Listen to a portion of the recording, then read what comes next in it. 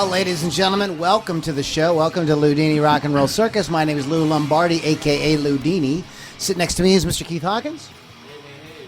Hey. What is up? Oh, there he is. He's Keith. Keith kind of comes in and out. You got to watch him. You got to watch Sneaky like that. Sneaky Keith. Anyways, guys, you're listening to Loudini Rock and Roll Circus. We have a cool show for you today.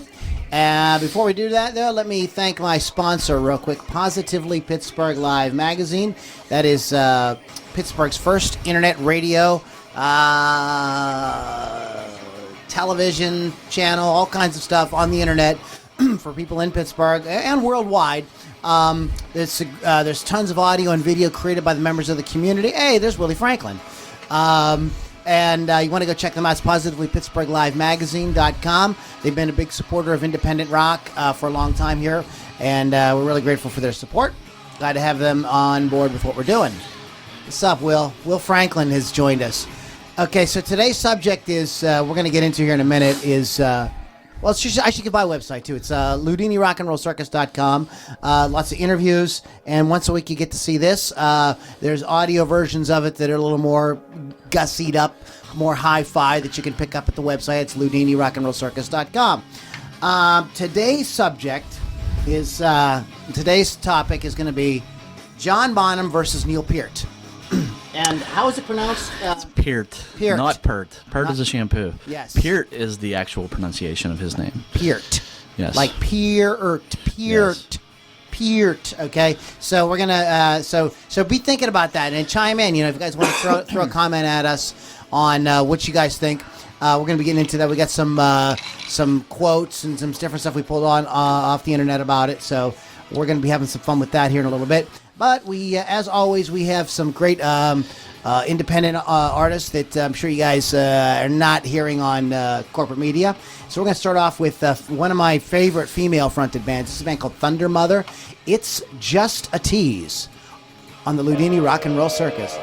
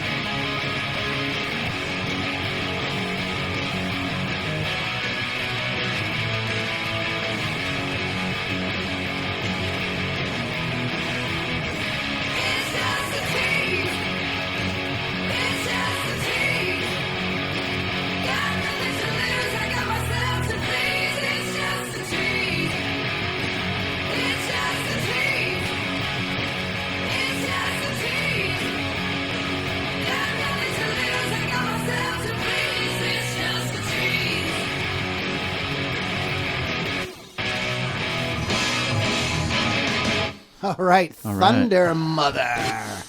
Thundermother. That's thundermother.com. You guys check those ladies out. Actually, it's all female hard rock. We had a comment. Willie Franklin chimed in. This is Bonham for feel, Peart for orchestration and lyrics. So that's a good point, Will. So you were telling me. So Keith and I been talking about this. I'm going back, and we were telling people, we were going to do this podcast, and like Jeff Mazzy was telling me today, he's like, "Oh my God, there's going to be blood in the streets." It's a touchy subject. It is a touchy subject. I mean, you have two of the greatest rock drummers of all time, and it's kind of that groove of Bonham versus that crazy prog, phrasing and just all the cool fills and Neil Peart and and then obviously the lyric writing too on top of that too is definitely. I think that we have to leave. Here's my opinion on it. I think we need to leave the lyric writing thing out.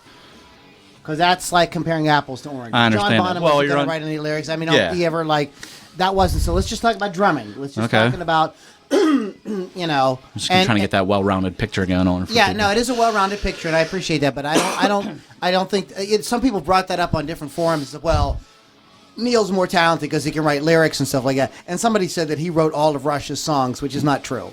That's not what he does. He doesn't write all of Rush's songs. They work as a group and bring different ideas together. But so let's talk a little bit about. Let's compare and contrast. Because Keith is a very good drummer, well-respected musician here in the Pittsburgh area. Why don't you go ahead, just from a drummer's perspective, give the compare and contrast between the two? Okay, so first of all, you have the ultimate groove machine in John Bonham. The guy just lays it down a 2 and 4 like nobody's business. I mean, we're talking songs from Good Times, Bad Times. First time I ever heard that song. Crazy triplets in the bass drum.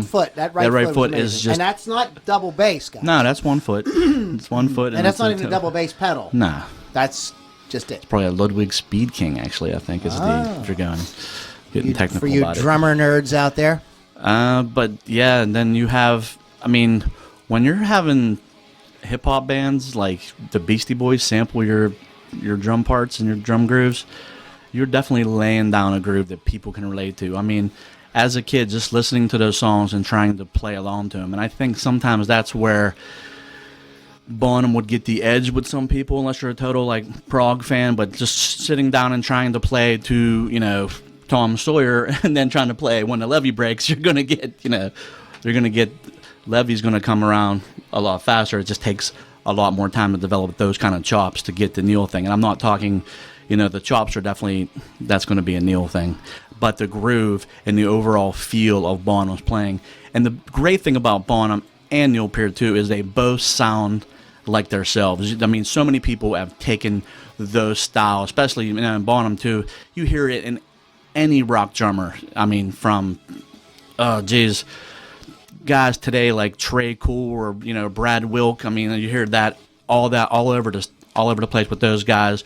Or you hear, and Mike Portnoy or anybody like that that's kind of going for a Neil thing still, just playing the big kit and just really just trying to emulate those styles. I mean, but at the end of the day, it is totally up to you. You really can't go wrong with either one of them, but I think that they are just the two most legendary rock drummers of all time. I think the other part that's tough is we still have Neil. Although Rush probably isn't going to tour anymore. And we lost John Bonham and Keith Moon really young. So we're not really sure what John Bonham would have been doing 80s, 90s. We don't really know. So there is a sort of thing there. And Neil's playing, I believe, has progressed as well. I mean, if you listen to what's the first record? What's Fly By Night? Is that the first? Yeah, the first one with Neil on it. He's on it. Yeah, that he's on. I mean, even from there, the progression of the whole band, But Neil grew up in Port Dalhousie, Housey, is that how you say that? Ontario. It's now part of St. Catharines. During his adolescence, he floated between regional bands in pursuit of a career as a full-time drummer. After a discouraging stint in England to concentrate on his music, Peart returned home where he joined a local Toronto band, Rush, in '74.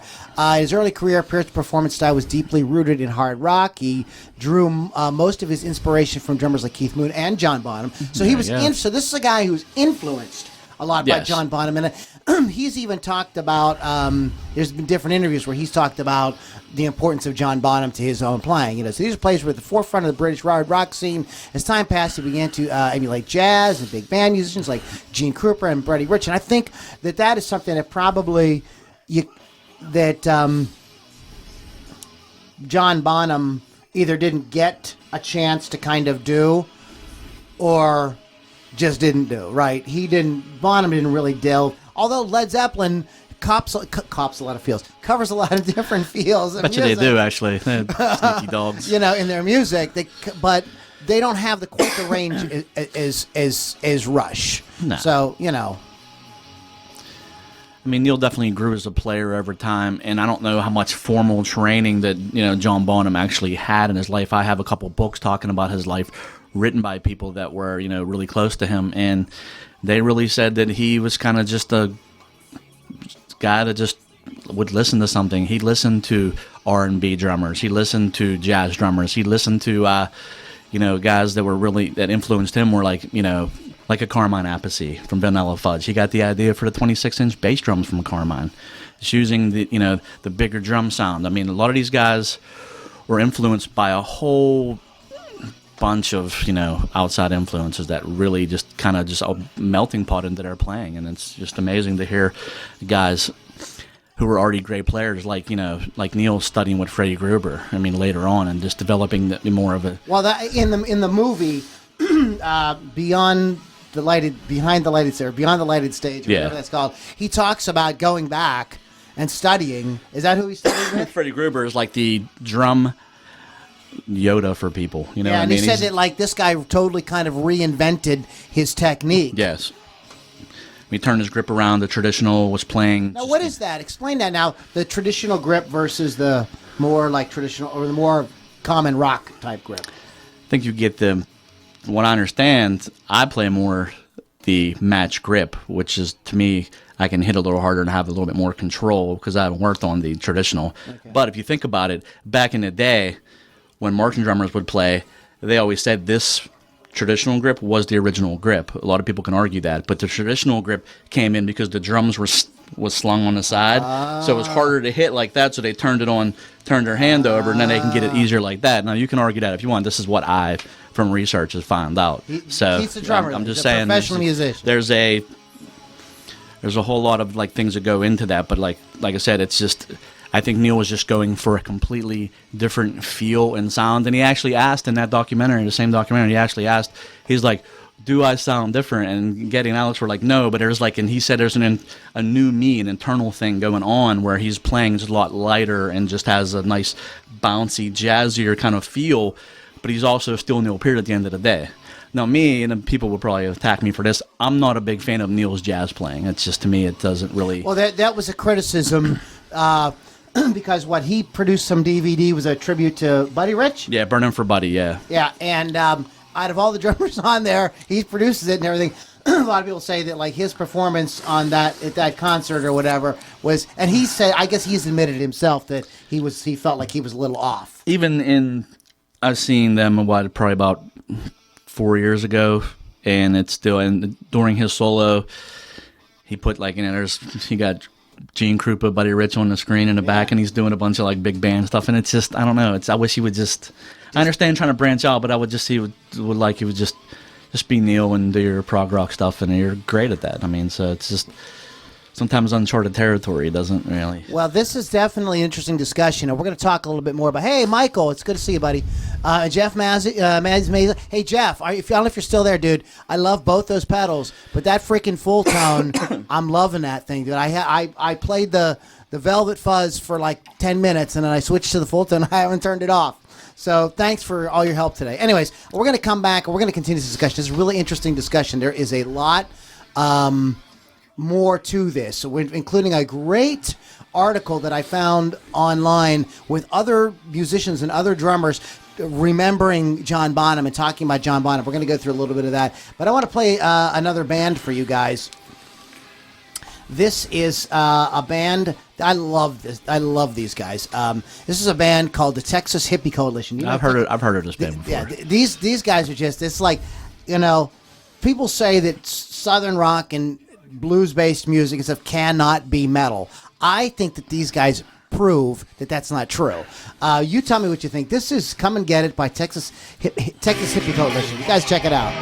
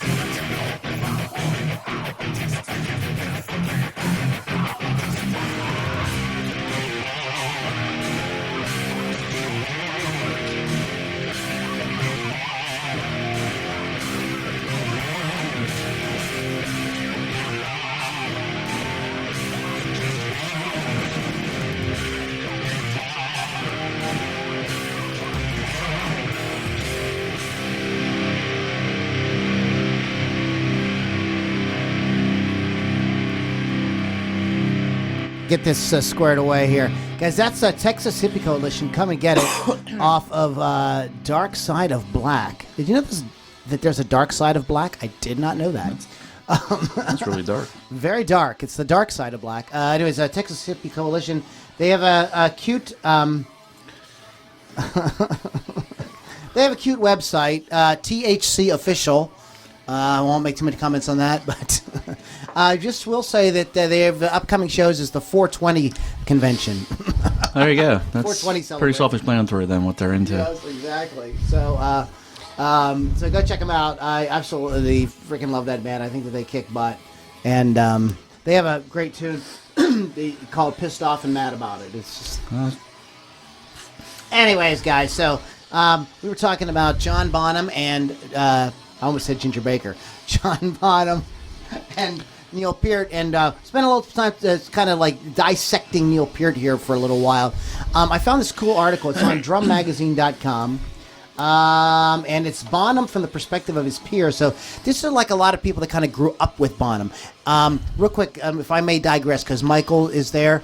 Michael, I think I have a cool connection for you, and I will send it over to you like maybe tomorrow, if not this week, okay? Just a little aside there. Anyways, so back in the early 60s, there was like kind of a decade of transition, So, skiffle in Britain is giving way to rock. There's a kind of resurgence of blues. People are becoming interested in that. By 64, Bobby Graham and the Beatles' Ringo Starr were two of the most like rocking drummers on the radio. Those were the guys that like people knew of. Were kind of like making a name for themselves as rock drummers. It really was. The guitar was more out front. More people were thinking about the guitar already at this point. Scotty Moore and George Harrison and people who were kind of already Hendrix and people kind of Clapton were already carving out the guitar thing. But people were kind of thinking about the drums. Where's the drum? What's the role of the drums going to be? Ginger Baker pops up. A lot of these different guys. According to this John Heisman, who replaced Ginger Baker when he quit Graham Bond Organization for Cream, he took Mitch Mitchell's spot in Georgie Frame when Mitch joined Hendrix, blah, blah, blah, the Blues Breakers. The diehards he was talking about Zeppelin or Bonham. He said the diehards just didn't get it, and to a certain extent they never did, but the blues rock musos I knew were all great fans of Led Zeppelin and John's big open sound. As for me, I always felt that the problem with the jazz beat was that it was bound up in a kind of convention. Jazz musicians judged you on how well you recreated the feels of the established masters. As I began to explore the eighth note feel, I felt free. I felt like it was unexplored territory. So things were sort of changing at that time. Black Sabbath's Bill Ward speaks fondly of his friend John Bonham. My earliest recollection of meeting John Bonham was at the Wharf Pub in Obersley, Worcestershire, about 64. He was with the Crawling King Snakes, the Crawling King Snakes, playing popular songs of the era, plus blues and R&B. His rhythms were immaculate, making each song his own, turning it into something superb. A great example was Morning Dew, which is a kind of like a classic. A lot of bands have covered Morning Dew. Hey, Corey, what's up, buddy? Of all the versions I heard, including the original one, none compared to the King Snakes, with John Bonham leading the pack. So go ahead, and Keith, why don't you chime in? They sort of allude to the fact that Bonham have some kind of formal music education or not? It seems I wasn't sure. I think he was basically kind of a guy that just listened to a lot of different drummers and just emulated what they did. I'm not even sure, reading through books I have on his life, if he basically ever took a lesson. There is one funny story in a book I have called A Thunder of Drums, the John Bonham story, where he lived next door to a drummer, and he knew that guy was a really good player and he could teach him something. So he knew that also the guy was really into cars, like restoring old cars, and Bonham was really big into cars too himself. Like Jeff Beck is another guy's big into cars, but yeah. So for what the book says, Bonham just went up to his door, knocked on the door, and was like, "Hey, I'm John Bonham. I want to learn how to play the drums, and I'm really potty about cars." So that's trying to get some common ground there. Well, no, I guess the guy told him he was too loud and he'll never make it as a drummer. But he does. I mean, whether that's a made-up story, it's just great. You just hear all those, made-up stories, or if they're true, it's just good to have fun with those stories and just talk about them. And if you get that book, A Thunder of Drums, it's a really good read. It breaks down a lot of pretty much all of his drum parts and tells you what he was going through his head, and written. It's written from a couple guys that were really close to him. So take it for what it is. Hopefully they, got their facts together, but it's a really good read. Those of you who are fans of Loudini Rock and Roll Circus know that we are big Glenn Hughes fans. Love Black Country Communion and California Breed, the band that he had with his son. But he talks about one of his early experiences with John Bonham. He said, I first saw John play in '68. He jumped on stage with my band Finders Keepers at the Rum Runner in Birmingham. That's Birmingham, England, guys, not Birmingham, Alabama. And pretty much demolished the drum kit. I heard stories from the big bloke from Red Ditch with his biggins, and a couple of years later he joined me in trapeze on many shows. While he was the dog's bullocks. He was amazing. Quote there from the great legendary Glenn Hughes, who is in his 70s and still rocking like a total MFer, man. It's really amazing. It's the one thing I heard about Bonham, that he would go and wherever and just try to sit in with bands, and guys would let him sit in, and by the time he was done playing one song, the drum kit was in pieces. He would just annihilate it because he played so hard and just beat him to death. Now, did you think, though, that some like younger drummers or drummers that came after him kind of like took that and like felt that maybe that's all he was doing was playing loud, and that's all they do? Then they think that they're John Bonham because they can play really loud. Yeah, but you have to listen to Bonham's. What I'm saying, I'm trying to get to the point is like there's more to him than just playing loud. Yeah, oh, definitely. There's a lot of layers to his playing. I mean, just listen to. I mean, he actually tuned his drums. I mean, they were so. I mean, the kick drum was big and he had the big toms, but from what I understand, it's like he really tuned his drums pretty high. He didn't have like a real low tuning to where you could just like lay into him. So he was more of a touch guy. Even John Paul Jones said that. He was like he played hard live, but even like when you seen him in the studio, he was basically just doing a lot of like wrist technique and playing just with a lot of finesse more than just bashing, I guess we'll call it. Okay, because I think that's something that's a misconception about John Bonham, is that he just was bashing. No, he's not. He like Animal from the Muppets. Yeah. Eat drums. Beat drums. That's another guy. I think he played for the Who. His the first name was me. He was definitely a guy that was very bombastic in his playing. But what do you let's see. Where do we want to go here with this? There's just a lot. Okay. So,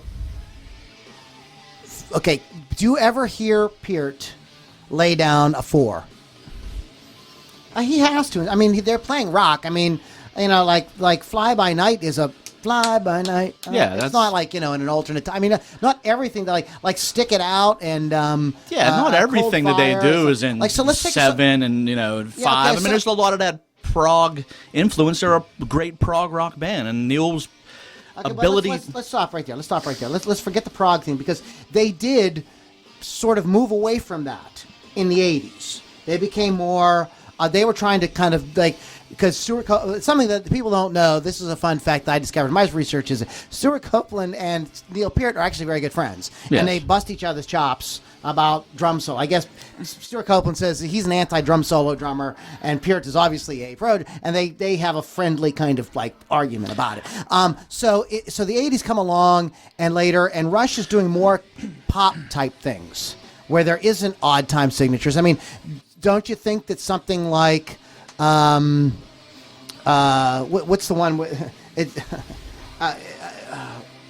Relax, kick back, get dizzy. Roll the bones. Yeah, don't you think something like Roll the Bones grooves like grooves like a mother? Yeah, I think that just like really grooves really hard. He's not. I mean, he still can work in those cool. Well, you go into the 2000s, listen to albums like Vapor Trails. Yeah, he really cut it back a little, a lot for his playing, and just was. Really just grooving. Like a rock drummer. Yeah, he was grooving his ass off. I mean, he's known as the guy with the, 18,000-piece drum set and doing all that stuff, but he can, when he's called upon to lay down the frickin' groove, he can do it. I mean, I want to talk, this is what I wanted to talk about Led Zeppelin, too, because you mentioned John Paul Jones, and I think that, I think, my sort of opinion is that everybody in the band is responsible for the groove, not just the drummer. But as my friend Gary Matassa says, a band with a bad drummer is a bad band. I think that there's a lot of truth in that as well. So at what point is it the drums working, how well he works with the bass player and the bass player working together that creates the groove versus just the drums? That's kind of, we're kind of into some deeper concepts here. They had both drummers were talking about it, the privilege of playing with great bass players, and it's just the chemistry there. I mean, John Paul Jones was a first call session player in England all his life. I mean, that dude was playing on like hit after hit, and then when he did the Zeppelin thing, it wasn't like he just showed up and was like, "Hey, I'm a bass player." I mean, he got his act together. They knew Jimmy Page and him knew each other because they did so many sessions together. And then, I mean, what else can you say about Geddy Lee? The guy's singing, he's playing keys, he's playing bass, he's I think what's cool about here's one of the things I think is cool about both drummers, and I think you hear this with Stuart Copeland. You see people doing this with Stuart Copeland, and even some of who was Phil Rudd, who was the bass player for the drummer for AC/DC. They've had quite a few. Phil Rudd is a guy that I think is most people think. But the point I'm trying to get to is like when something like Spirit of the Radio or something comes on the radio, and all the cool little drum things that Neil does, even people that know nothing about music are tapping that stuff out in the air. If you go to a Rush concert, everybody's an air drummer. I'm not even talking about a Rush concert. I'm just talking about your the average guy. Hey, Michelle, can we get some Rush on for Electric Lunch? That guy. when Neil he's got like iconic little things that he does, like in YYZ and in Limelight and in Tom Sawyer, that you can see like people that don't really know those songs, like as musicians, you'll see them like bobbing their head or going right along with that drum line. So, and I think Bonham has a lot of fills and stuff like that he does too, that people are like kind of groove along with. And I think getting back to the idea that the drummer can kind of have like, even though they're thought of as a kind of a backup guy, they have total control. Yeah, absolutely. They'll make or break you, man. They will beat you down, man. No, I think that just when you play something with that amount of feel, whether it's technical or just the simplest thing, I mean, when it has the effect on you like that, like I said, you don't even have to be a drummer, and you're just like, you're all of a sudden you're air drumming. You're a drummer, all of a sudden you're air drummer. Whereas you hear one of Levy Breaks, which is the greatest rock groove of all time, and you just hear that come in, and it's like just that big sound. You're like, oh my God, man! To this day, the hair standing on the back of my neck. That is massive. That is massive. That when the Levy Breaks is just like, I mean, like if that doesn't get you like excited when that comes on, like you're actually dead. Actually, you have no freaking pulse when you hear just Levy and you're dead. Like, yes, that does nothing for me. Then we're gonna go by the morgue and drop you off, man. Sorry, because you have no freaking pulse at that point. Because holy hell, that's the most infectious thing I've ever heard in my life. Okay, let me ask you this then. Okay, we're gonna play another band, but I want you to think about this while we're playing the last band. I'm gonna come back and see could we even pick a winner here? But we're gonna come back to it and talk. And believe it or not, I found a great discussion, if you want to call it that, on a website called debate.org. Was John Bonham a better drummer than Neil Peart? There's actually discussion. It'll be in the notes, guys. You guys can check it out. But we're going to come back and hit a little bit of that, and we're going to see if we can make a decision. And I'll give you the results of this debate.org poll because I think you'll find it very, very interesting. But guys, we're gonna play one more band. This is a band called Snakehead Ritual, Mama, on the Loudini Rock and Roll Circus. Sweating from the pressure of this bottle.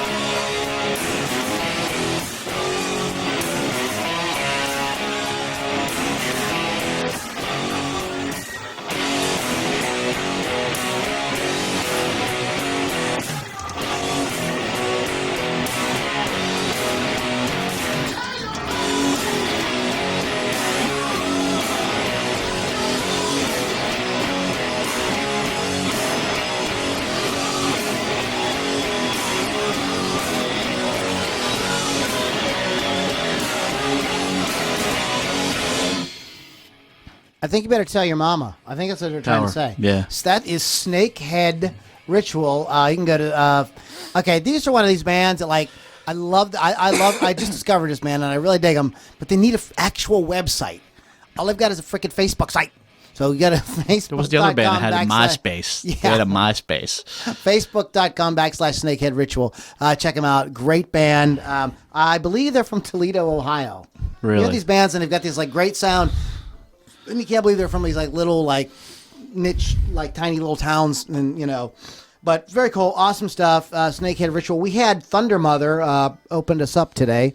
That is thundermother.com. Then we had our good old boys from Texas, Texas Hippie Coalition. That is thcofficial.com. And then that was a Snakehead Ritual. Facebook.com/Snakehead Ritual. You guys listen to the Loudini Rock and Roll Circus. Our website is loudinirockandrollcircus.com. All right, Keith. So let's talk. Let's kind of like get down to the real nitty gritty here, and The pressure. the pressure. I'm sweating from the pressure, and Sweating probably most bullets. of that. I'm actually sweating bullet bourbon, actually. Sweating bourbon. Sweating. So, all right. Now, there's this cool website, or this cool webpage I discovered called debate.org, and if you go to that, just look up, was John Bonham a better drummer than Neil Peart? Now, I'm going to give you guys the results of this poll here. I want you to know that I hate this kind of stuff. I do, too. I love these guys so much, both of them, that I really can't pick. I mean, even with a gun to my head, I'm just like, you don't have a gun, do you? No. All right, that's good. No guns. It's really, really tough for me to pick this because they're gun-free zone, very, man. very just like they've just have. I'm way more Bonham style player than Peart, but it's just hard not to like love both of those guys, man. Before and I agree, and I want to kind of wrap up with the idea that there's kind of like it.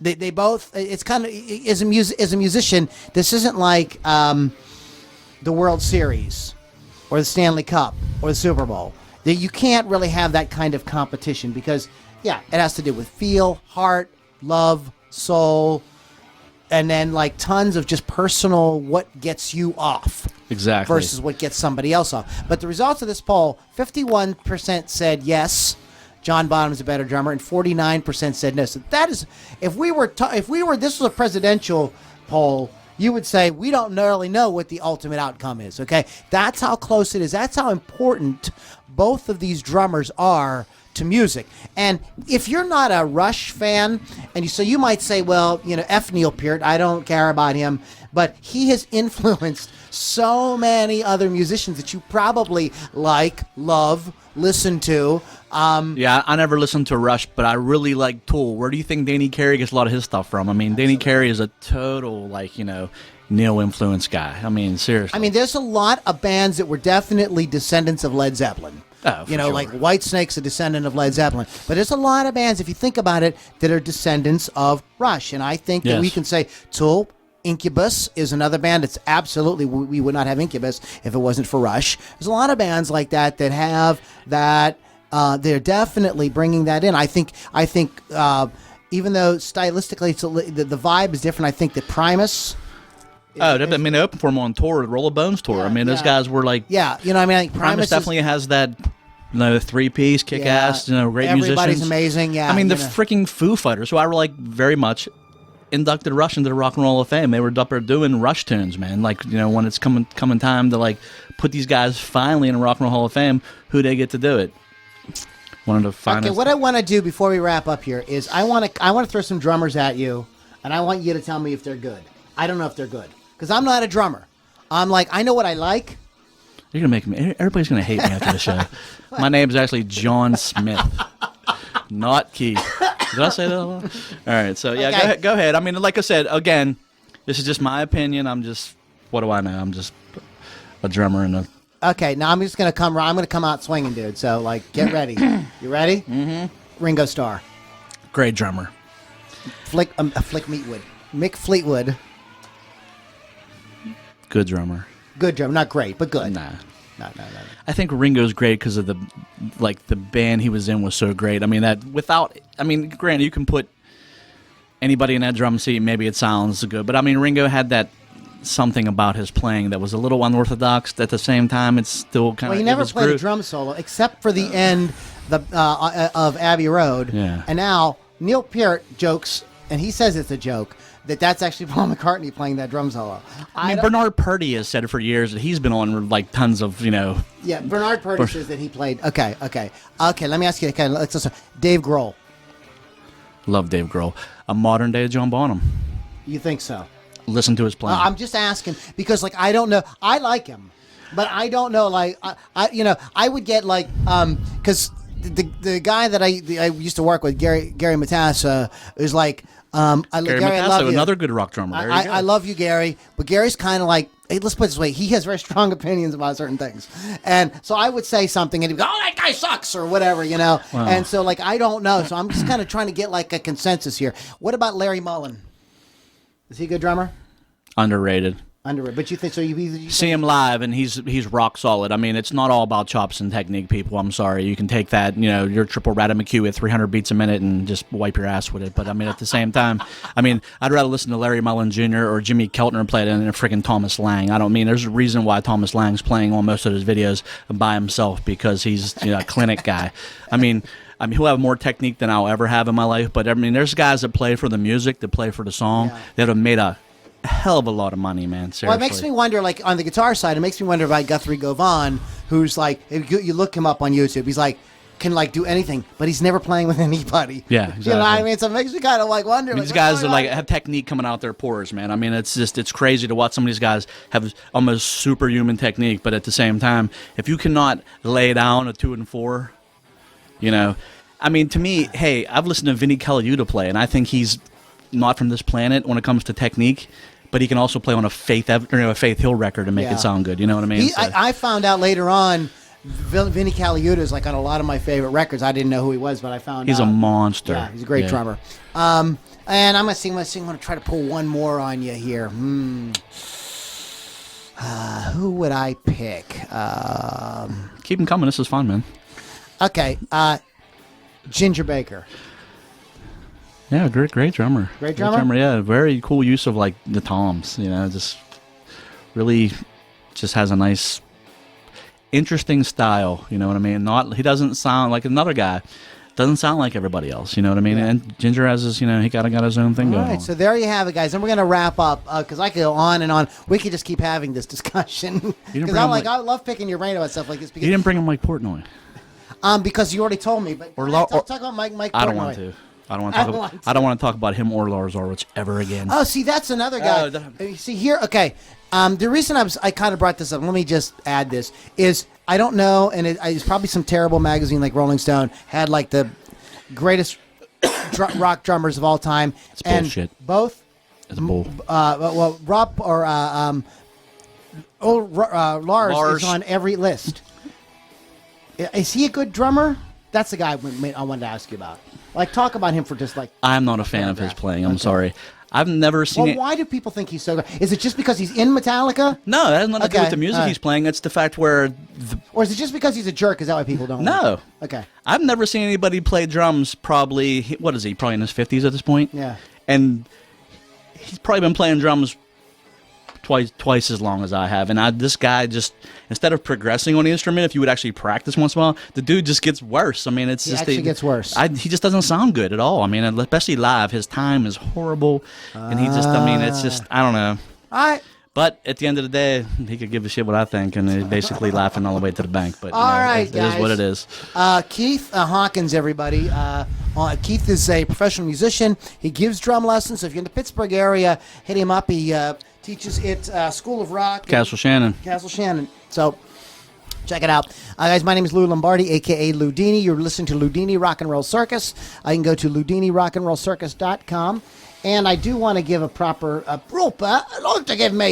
shout out to our, there she is, Positively Pittsburgh Live Magazine. That's Pittsburgh's first internet radio TV network, online community magazine, and business directory. They get about 1 million unique visitors a month. So it's a place where you might want to consider starting your own magazine page and doing your own content if you have something that you want to share with the world. But guys, thanks so much for hanging out with us. And for those who've been the members of the live audience, it always gives it an extra something there to have that, and we do appreciate it. We will be back next week when I believe we're going to be talking about the top 10.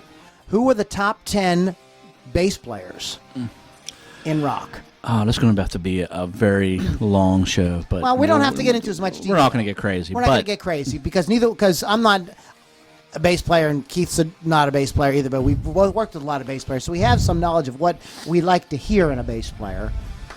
So we're going to get into that next week. We're going to discuss bass players. So we'll give some cool title to get you guys all riled up. Okay, so please know, I hope there was no bloodshed over this episode today. And if you love Lars, I'm sorry. And John Bonham and Neil Peart are both legendary musicians. Yes. And I just think that the music itself is better because those guys played music. And I think that that's all we can really say about it. Guys, thanks so much for listening. LoudiniRockandRollCircus.com is the website. And we will catch you guys on the next podcast.